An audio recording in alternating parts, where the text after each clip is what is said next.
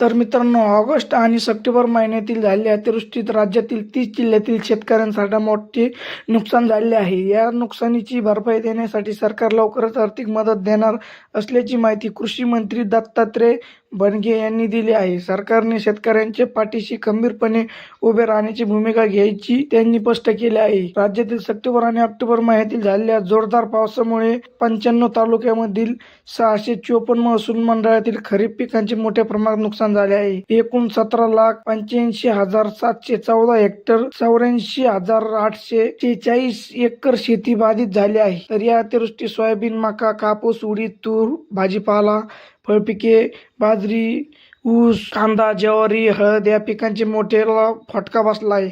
तर मित्रांनो, बार्शी, यवतमाळ, बुलढाणा, अकोला, सोलापूर जिल्ह्यातील धाराशिव, परभणी, अमरावती, जळगाव, वर्धा, सांगली, अहिल्यानगर, छत्रपती संभाजीनगर, जालना, बीड, लातूर, धुळे, रत्नागिरी, चंद्रपूर, सातारा आणि नाशिक, कोल्हापूर, सिंधुदुर्ग, गडचिरोली राज्यात नागपूर आणि पुणे या जिल्ह्यातील शेतकऱ्यांना मदतीसाठी पात्र ठरले आहे. काही जिल्ह्यांमध्ये नुकसानीचे पंचनामे पूर्ण झाले असून शेतकऱ्यांच्या खात्यावर नुकसान भरपाई जमा करण्याची प्रक्रिया सुरू आहे.